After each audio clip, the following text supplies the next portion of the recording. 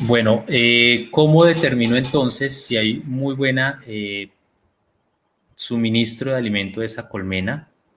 Una de las observaciones prioritarias que se va a hacer es observar las larvas de los cuadros.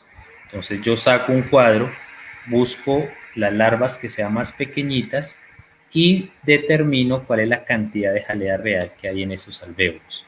Una colmena bien alimentada debe estar la larva, que ustedes la pueden ver aquí en la gráfica, sobrenadando en una gran cantidad de jalea real.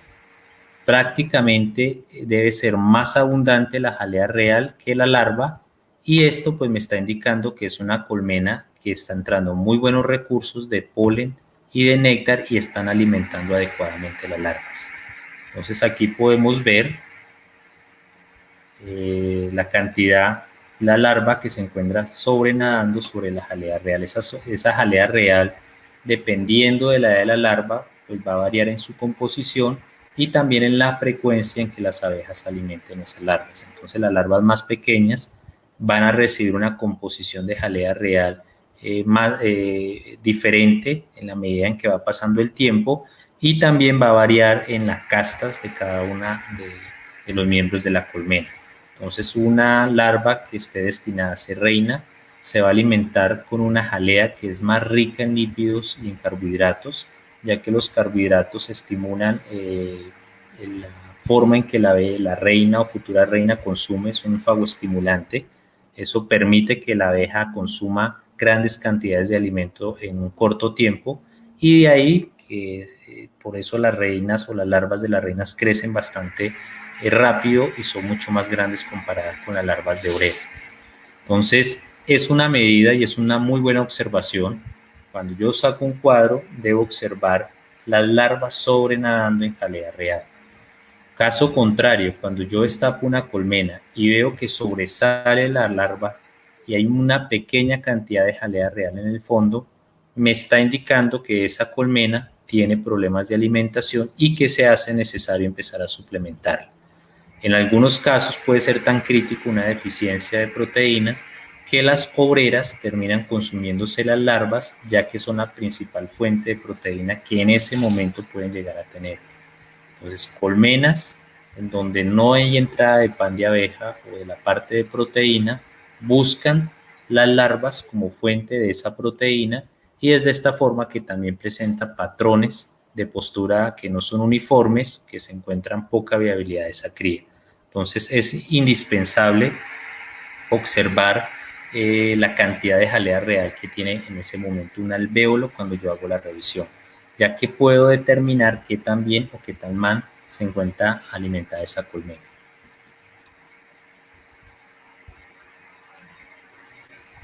Bueno, Diego Quintero pregunta: ¿hay una capacitación con un contenido de nutrición y cómo balancear en proteína, aminoácidos y minerales? Diego, sí, vamos a hacer, creo que es en la 2 clases adelante, vamos a hablar sobre nutrición y alimentación de abejas, muy básico, de acuerdo a las necesidades que tienen las abejas y la forma en que se deben de suplementar. Javier Rangers pregunta: ¿cuál es la proteína ideal para las abejas? Se dice que la proteína debe estar por encima del 27%. Cuando nosotros observamos, les voy a mostrar una gráfica. Cuando ustedes observan el pan de abeja, ustedes pueden ver que el pan de abeja presenta diferentes tonalidades de color, o sea, diferentes colores, y es porque la abeja no basa su entrada de proteína en una sola especie vegetal.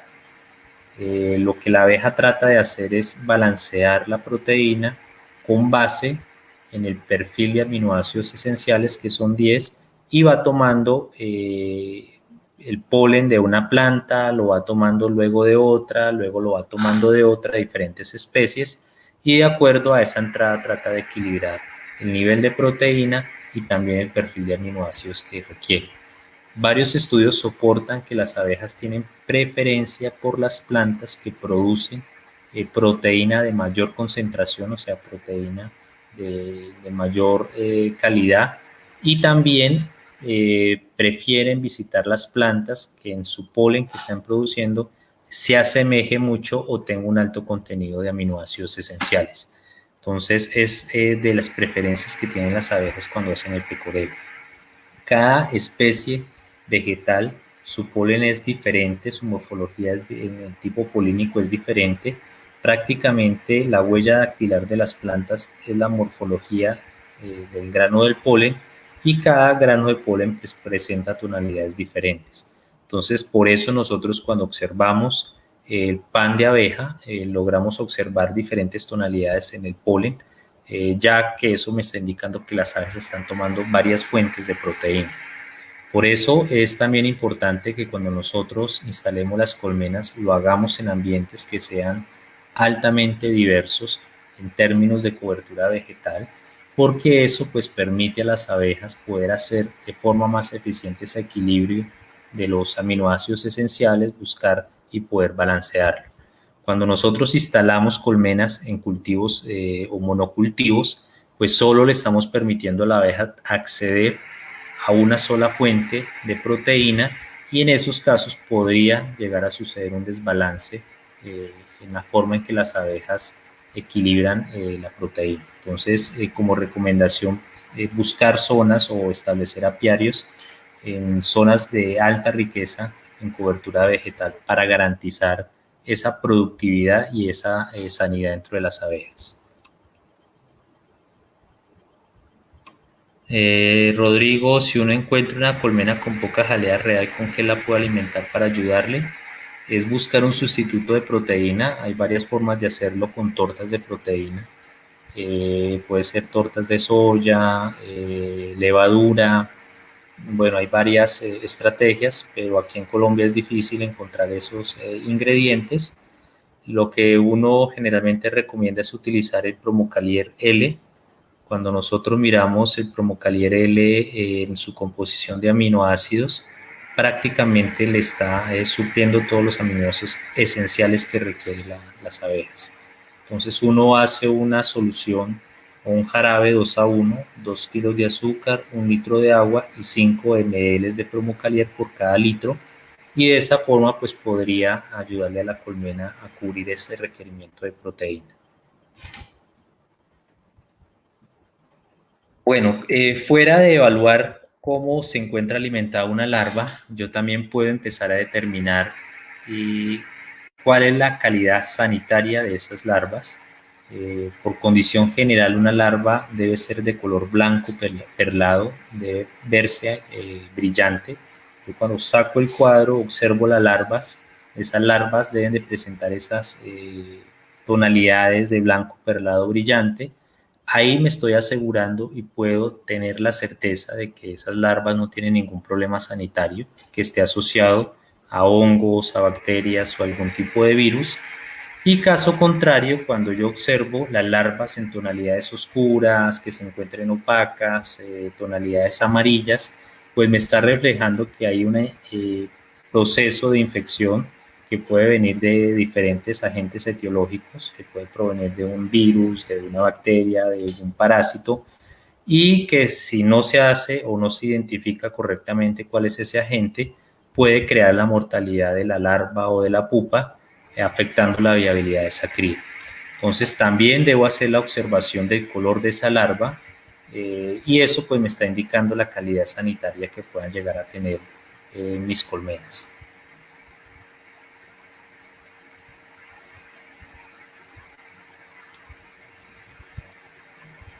Bueno, otra de las observaciones que se hacen, que en algunos casos y en algunas épocas es posible llegar a observar, es las realeras. Cuando yo destapo una colmena y observo realeras, primero tengo que identificar qué tipo de realera es, y de esa forma pues yo puedo determinar qué tipo de acción voy a encontrar.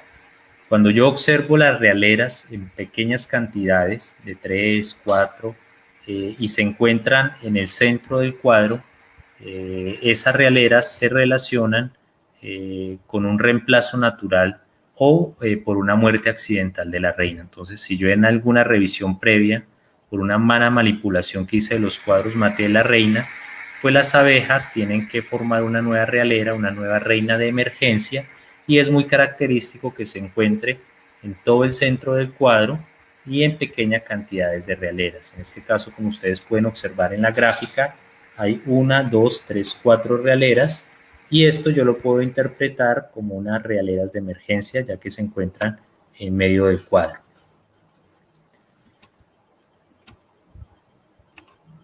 Entonces, otra de las características es, si yo observo esas realeras a los laterales del cuadro o en la forma más externa del cuadro, pues esas realeras me están indicando que son realeras de enjambrazón y el cual requiere una atención prioritaria por parte del apicultor para evitar que esa colmena se me vaya a enjambrar. Una de las señales que permite determinar cuando una colmena se va a enjambrar es que la reina para la postura, empieza a haber formación de realeras a los costados de los cuadros, empieza a haber una sobrealimentación de unas larvas que fueron escogidas para ser reinas, y una vez la reina madre o la reina fecundada, la reina madre que estaba ahí se asegura que va a haber descendencia en esa colmena, emite todas las señales de enjambrazón, emite una frecuencia de sonido totalmente diferente, y luego sale esa reina madre con un grupo grande de abejas y zánganos también tratando de despoblar esa colmena. Entonces toca tener mucho cuidado en determinar qué tipo de realeras se van a presentar.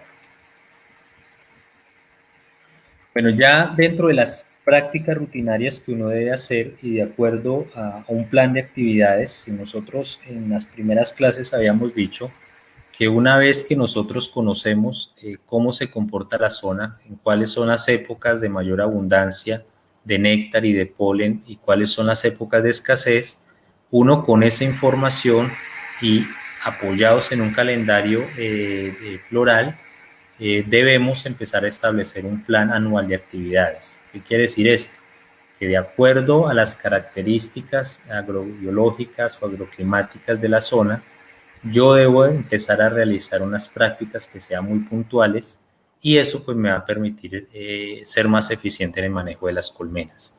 Dentro de esas prácticas, lo primero es hacer una alimentación de las colmenas, el cual se realiza en las épocas de escasez, cuando hay baja entrada de néctar y de polen. Yo empiezo a suplementarle la parte de energía de la colmena a través de los jarabes de azúcar y de la parte de proteína con base en sustitutos que me promuevan esa formación o ese aporte de proteína hacia la colmena.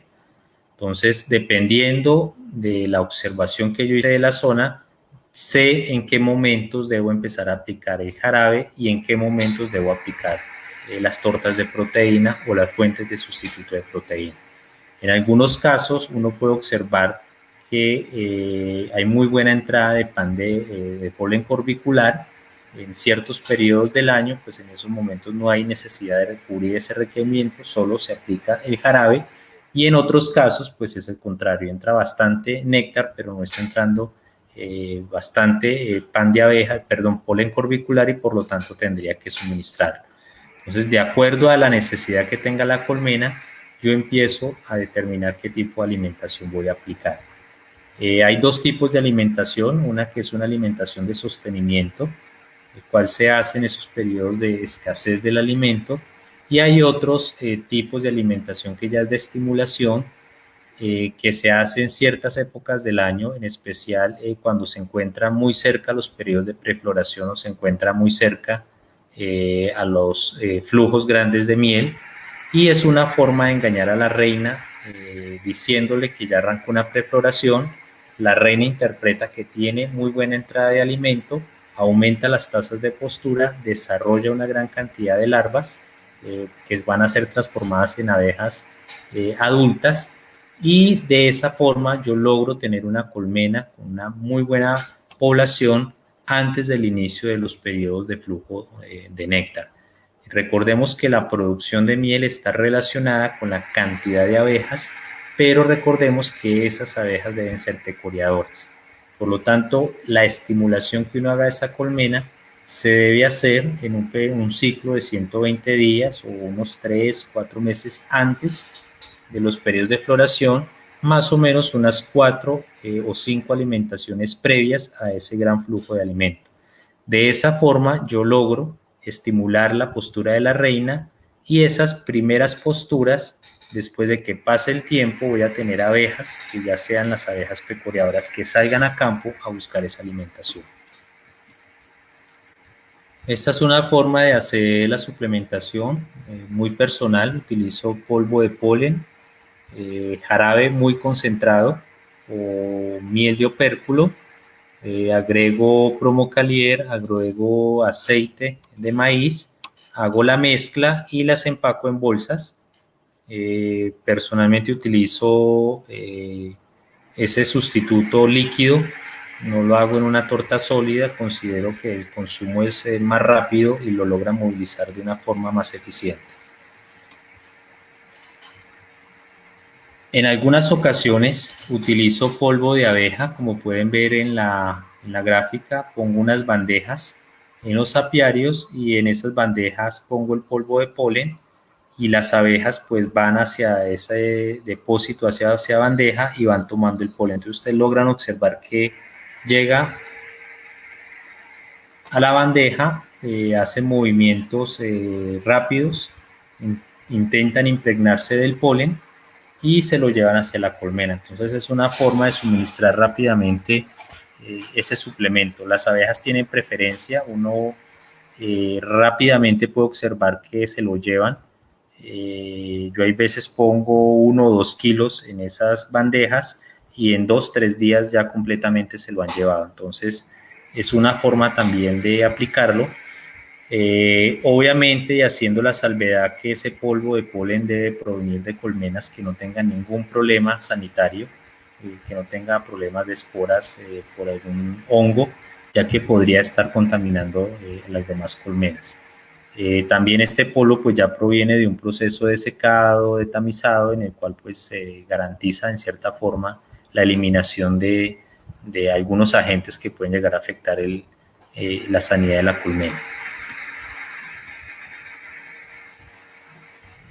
Estas son las tortas aplicadas en las bolsitas.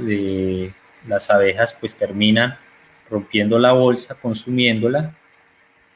Más o menos una colmena de 10 cuadros, yo le aplico unos 200 a 250 gramos de suplemento de proteína, y en colmenas muy pequeñas o en núcleos de 4 a 5 cuadros utilizo entre 120 a 150 gramos más o menos cada 15 días. Entonces es una forma de aplicar, las abejas lo consumen bastante bien.